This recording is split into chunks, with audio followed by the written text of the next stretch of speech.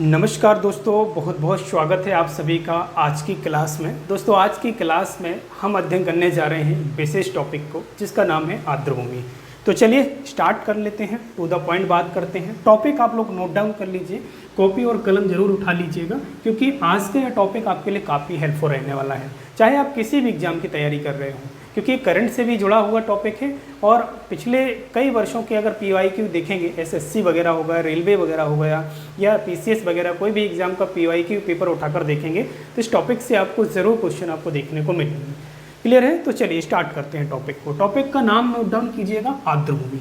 आर्द्रभूमि को बहुत बेसिकली समझेंगे हम, आखिर होता क्या है आर्द्रभूमि, है ना, क्या महत्व है हमारे जीवन में, है ना। तो ये सारी चीज़ें एक्चुअली समझेंगे हम यहाँ पर आज की क्लास में। आप नोट डाउन कर लीजिए आर्द्रभूमि। जैसे आप इंग्लिश में वेटलैंड लिख लीजिएगा, वेटलैंड, है ना, ये क्लियर है। तो ये टॉपिक का नाम डालिएगा। अब स्टार्ट करते हैं टू द पॉइंट। देखिएगा, सबसे पहले मैं बता दूं कि आर्द्रभूमि जो शब्द है ये दो शब्दों से मिलकर बना हुआ। दोस्तों कितने शब्दों से मिलकर बना है? दो शब्दों से। अगर आप देखेंगे तो आर्द्र, है ना, ये है आर्द्र, और दूसरा जो शब्द है आपका ये है आपका भूमि। क्लियर है? नोट डाउन कर लीजिए आप इसे। आर्द्र का मतलब आप सभी जानते होंगे कि आर्द्र का जो मतलब होता है या अर्थ होता है वो होता है नमी। क्या होता है दोस्तों? नमी। और इसके अलावा मैं बात करूं भूमि, और तो भूमि का मतलब आप सिंपल सा मतलब जानते होंगे कि भूमि का मतलब होता है पृथ्वी, जमीन, है ना। तो इसे बोल सकते हैं आप जमीन या भूमि। क्लियर है? तो ये जो शब्द हैं इन दोनों को अगर मिला दिया जाए तो इसको मिलाने पर बनेगा नमी वाली जमीन। क्या बोल सकते हैं इसको? ऐसी जमीन जहाँ पर नमी हो। समझ रहे हैं? मतलब एक ऐसा एरिया, आर्द्रभूमि एक ऐसा एरिया होता है पृथ्वी का, जमीन का, जहाँ पर नमी पाई जाती है।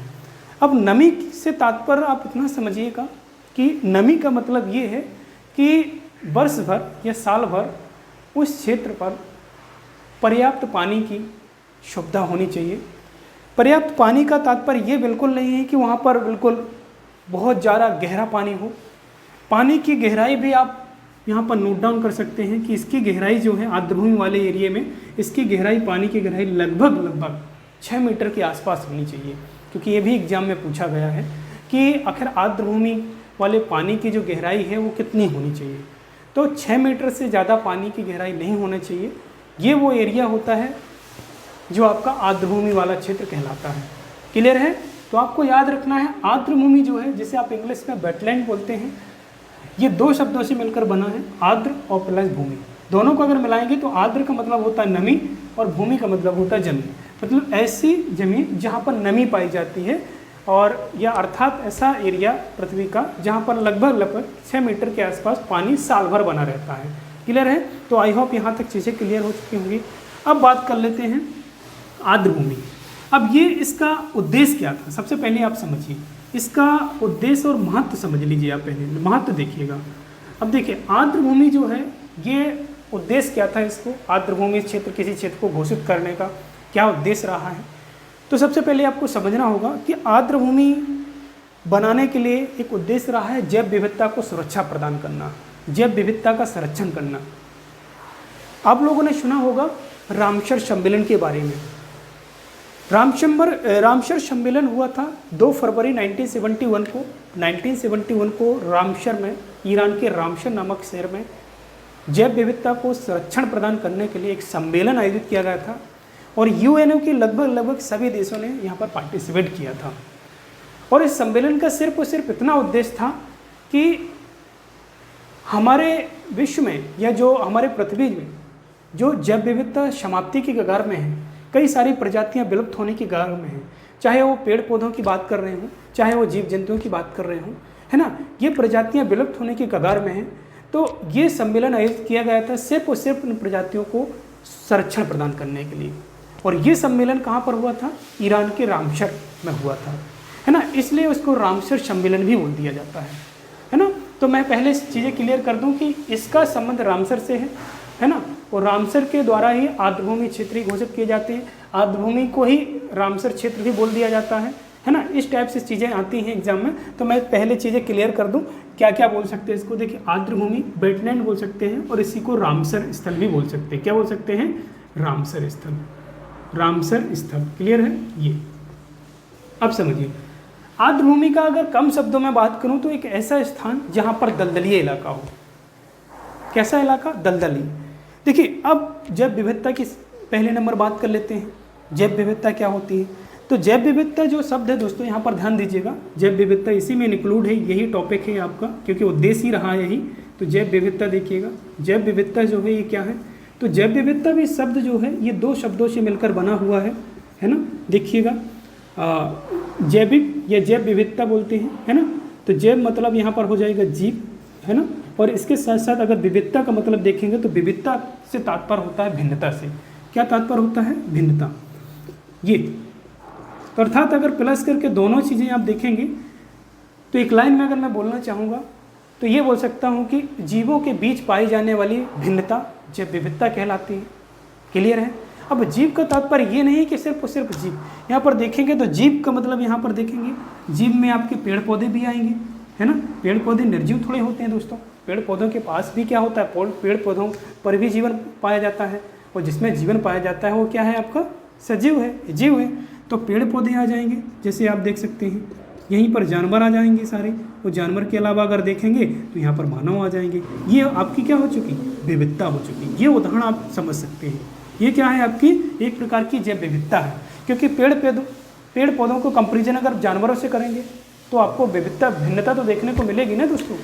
जानवरों से तुलना आप मानव की करेंगे तो भिन्नता तो देखने को मिलेगी।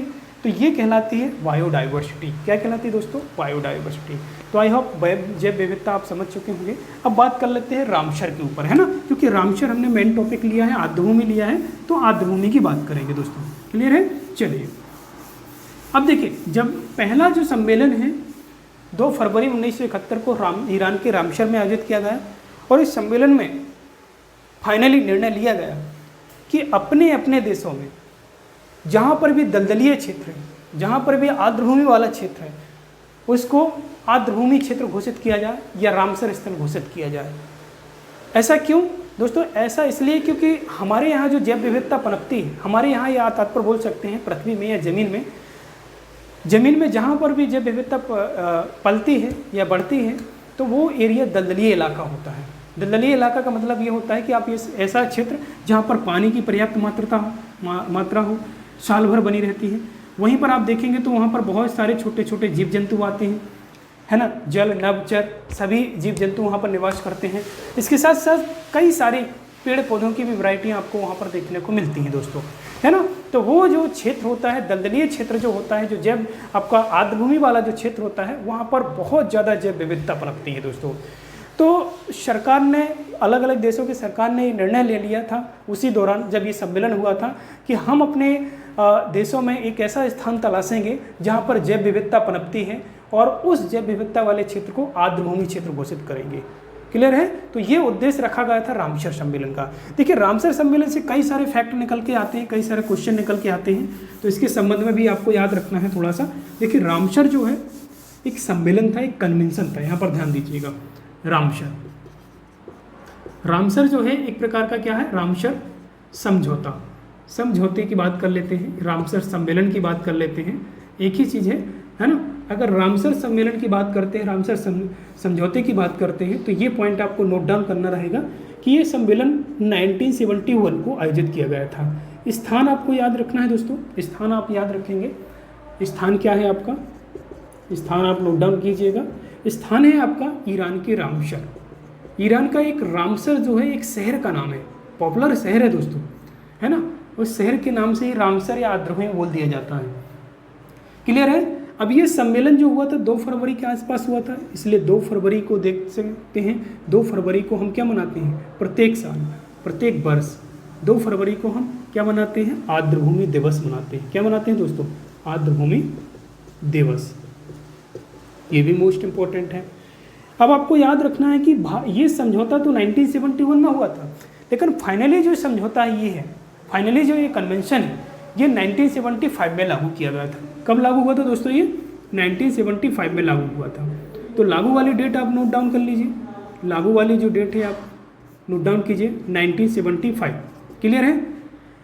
लेकिन भारत ने जो हस्ताक्षर किया था दोस्तों, ये भारत ने जो हस्ताक्षर किया था 1982 में किया था, है ना। हालांकि विश्व भर में 1975 में लागू हो चुका था, लेकिन भारत ने फाइनली जो हस्ताक्षर किया था, भारत ने हस्ताक्षर जो किया था, ये भी डेट आपको याद रख लेना है, 1982। क्लियर है? तो ये डेट आपको याद रख लेना है। अब सबसे पहले मैं बात कर रहा हूँ, आप बोलेंगे कि सर ये तो ठीक है, लेकिन जब ये फाइनली हस्ताक्षर कर दिया गया था भारत द्वारा, तो भारत का पहला रामसर स्थल कौन था? तो आपको याद रखना, भारत का जो पहला रामसर स्थल बनाया गया था, भारत का प्रथम रामसर या प्रथम आर्द्रभूमि क्षेत्र, प्रथम रामसर स्थल चिल्का झील, उड़ीसा। चिल्का झील ये कहाँ पर है दोस्तों? उड़ीसा में है। क्लियर है? तो भारत का प्रथम रामसर स्थल घोषित किया गया था 1982 में ही घोषित कर दिया गया था, चिल्का झील, जो कि उड़ीसा में है ना, विशेष रूप से आपको याद रखना है। अब आप बोलेंगे सर कि अभी फाइनल कितने हो चुके हैं पूरे भारत में रामसर स्थलों की संख्या? तो आप नोट डाउन कीजिएगा, भारत में वर्तमान में, है ना, वर्तमान में भारत में रामसर स्थलों की संख्या कितनी हो चुकी है दोस्तों? ये हो चुकी है 82। अभी करंट का डेटा बता रहा हूँ दोस्तों, आपको करंट अभी तक का डेटा बता रहा हूँ। भारत में रामसर स्थलों की संख्या यानी आर्द्रभूमि की जो संख्या है दोस्तों, वो कितनी हो चुकी है आपकी? 82 हो चुकी है। नोट डाउन कर लीजिएगा, है ना, विशेष रूप से आप नोट डाउन कीजिएगा, 82 हो चुकी है। और 82 नंबर का अगर देखेंगे तो इसका नाम आप लोग याद सकते हैं, नकटी पक्षी अभ्यारण्य। जो 82वां जो रामसर स्थल है या आर्द्रभूमि क्षेत्र जो बनाया गया है 82 नंबर का, उसे नाम दिया गया है नकटी पक्षी अभ्यारण्य, नकटी पक्षी अभ्यारण्य। और ये कहाँ पर है दोस्तों? बिहार में। नोट डाउन कीजिएगा, कॉपी में नोट डाउन कर लीजिए। वर्तमान में भारत में रामसर स्थलों की संख्या 82 हो चुकी है। पहला चिल्का झील जो 1982 के आसपास बनाया गया था, आर्द्रभूमि क्षेत्र घोषित किया गया था। और जो 82वें नंबर का जो रामसर स्थल है वो है आपका नकटी पक्षी अभ्यारण्य, जो कि आपके बिहार राज्य में स्थित है। क्लियर है दोस्तों? तो यहाँ तक आई होप क्लियर हो चुका होगा आपको। अब बात कर लेते हैं नेक्स्ट, अब बात कर लेते हैं मध्य प्रदेश के संदर्भ में, है ना। मध्य प्रदेश के संदर्भ में दोस्तों अगर देखेंगे कि मध्य प्रदेश में रामसर स्थलों की संख्या कितनी है, तो मध्य प्रदेश में रामसर स्थलों की संख्या कितनी है दोस्तों? आपको याद रखना है, कितनी है? 4। टोटल कितनी है? 4। आप बोलेंगे आप पहला कौन सा है, तो मैं थोड़ा सा आपको फिगर मध्य प्रदेश के मैप के जरिए के आपको थोड़ा सा समझाना चाह रहा हूँ। लोकेशन भी आपको क्लियर हो जाएगी, तो आप सारी चीज़ें एग्जैक्ट तरीके से याद कर पाएंगे। चलिए देखिएगा, ये कुछ इस प्रकार से प्यारा मध्य प्रदेश है ना। मध्य प्रदेश में देखेंगे तो ये वाला जो एरिया है बीपीएल का तात्पर्य यहाँ पर बीपीएल कार्ड से नहीं है, मैं भोपाल लिख दिया हूँ शॉर्ट में, तो आपको याद रख लेना है भोज, राजा भोज की नगरी किसे बोलते हैं दोस्तों? भोपाल को बोलते हैं। तो भोपाल में मध्य प्रदेश का पहला रामसर या आर्द्रभूमि क्षेत्र है। क्या है? भोपाल में पहला भोज आर्द्रभूमि क्षेत्र। ये कहाँ पर है दोस्तों? भोपाल में। क्लियर है? और ये कब बना था दोस्तों? 2002 में। ये भी आपको डेट याद रखनी है, क्योंकि मध्य प्रदेश का पहला रामसर स्थल है, तो ये तो आपको याद रखना होगा। क्लियर है? 2002 आप याद रखेंगे। अब बोलेंगे सर बाकी के कौन हैं, तो बाकी के भी देख लेते हैं ना। बाकी के कहाँ पर हैं, तो आपको यहाँ पर आना पड़ेगा, आप इंदौर मिनी मुंबई, है ना, आर्थिक राजधानी मध्य प्रदेश, है ना। हालांकि अब इसे ज्ञान की राजधानी भी घोषित करना चाहिए, है ना, लेकिन ध्यान दीजिएगा यहाँ पर इंदौर में अगर आएंगे तो दोस्तों यहाँ पर मध्य प्रदेश का इकलौता शहर है जहाँ पर 2 रामसर स्थल हैं, 2 आर्द्रभूमि क्षेत्र हैं। इनको आप नोट डाउन कर लीजिए, यशवंत सागर झील जो कि इंदौर में है, और एक है आपका शिरपुर तालाब, ये कहाँ पर है? आपके इंदौर में है। तो मध्य प्रदेश का इकलौता एक शहर है जहाँ पर 2 आर्द्रभूमि क्षेत्र हैं, 2 रामसर स्थल हैं, और ये वर्ष 2023 में ही बनाए गए थे। कब बनाए गए थे दोस्तों? वर्ष 2023 में। यहाँ तक चीज़ें क्लियर हैं? चलिए नेक्स्ट देखिएगा। अब आप बोलेंगे सर 3 हो चुके हैं, चौथा कौन सा है? तो चौथा आप आएंगे यहाँ पर, ये वाला एरिया जो है आपका शिवपुरी का है। किसका है? शिवपुरी, मध्य प्रदेश की गर्दन। यहाँ पर आएंगे तो शिवपुरी वाले एरिया में अगर देखेंगे तो शिवपुरी में एक झील है, विशेष रूप से आपको याद रखना है, शांख सागर झील, है ना। शंख सागर झील को भी 2023 में रामसर स्थल घोषित किया गया था। तो फाइनली मध्य प्रदेश में अगर देखेंगे तो टोटल रामसर स्थलों की संख्या कितनी हो चुकी है दोस्तों? 4 हो चुकी है। और टोटल ओवरऑल इंडिया में कितनी हो चुकी है दोस्तों? आपके 82 हो चुकी है। और 82 नंबर का कौन सा हो चुका है आपका? ये आप देख सकते हैं, ये कौन सा है? नकटी पक्षी अभ्यारण्य, जो कि बिहार राज्य में स्थित है। तो दोस्तों ये सारी चीज़ें आपको आई होप क्लियर हो चुकी होंगी। और देखिए, मैं सबसे पहले आपको और चीज़ें क्लियर कर देता हूँ कि मध्य प्रदेश के अलावा अगर देखेंगे इंडिया के संदर्भ में अगर बात करता हूँ, तो इंडिया के संदर्भ में आप देख सकते हैं कि सबसे बड़ा जो आपका आर्द्रभूमि क्षेत्र है, सबसे बड़ा आर्द्रभूमि जो क्षेत्र है, ये सुंदरवन वाला एरिया है। सुंदरवन का डेल्टा आप लोगों ने पढ़ा हुआ, सुंदरवन डेल्टा, ये सुंदरवन डेल्टा वाला जो क्षेत्र है ना दोस्तों, ये सबसे बड़ा आर्द्रभूमि क्षेत्र माना जाता है, रामसर स्थल माना जाता है। वहीं आप बोलेंगे कि सबसे छोटा जो एरिया है, तो फिर वो कौन सा हो जाएगा? तो वो हो जाएगा आपका रेणुका। रेणुका जो है दोस्तों, ये सबसे छोटा रामसर आर्द्रभूमि क्षेत्र रेणुका अभ्यारण्य। क्लियर है? तो ये आई होप यहाँ तक चीज़ें आपको A to Z क्लियर हो चुकी होंगी। एक बार मैं क्विक रिवीजन कर देता हूँ तो सारी चीज़ें और क्लियर हो जाएंगी। देखिए, इस वीडियो में हमने टॉपिक लिया था दोस्तों आर्द्रभूमि। आर्द्रभूमि जो है दोस्तों, ये 2 शब्दों से मिलकर बना हुआ है, आर्द्र प्लस भूमि, है ना। आर्द्र का मतलब नमी और भूमि का मतलब होता है पृथ्वी या जमीन। तो एक ऐसा एरिया जहाँ नमी पाई जाती हो पृथ्वी में, उस एरिया को आर्द्रभूमि क्षेत्र या रामसर स्थल घोषित करते हैं। क्यों? क्योंकि इसका उद्देश्य क्या होता है? जैव विविधता को सुरक्षा प्रदान करना, है ना। क्योंकि जैव विविधता कहाँ पर पाई जाती है? दलदलीय वाले इलाके पर। दलदली इलाके पर सभी प्रजातियां पाई जाती हैं। जैसे कि आप देखेंगे कई सारे पेड़ पौधों की प्रजातियां देखने को मिलेंगी, पक्षी मिल जाएंगे आपको, है ना, जल में रहने वाले जानवर मिल जाएंगे, बहुत सारी प्रजातियां। प्राकृतिक मनोहारी दृश्य होता है दोस्तों।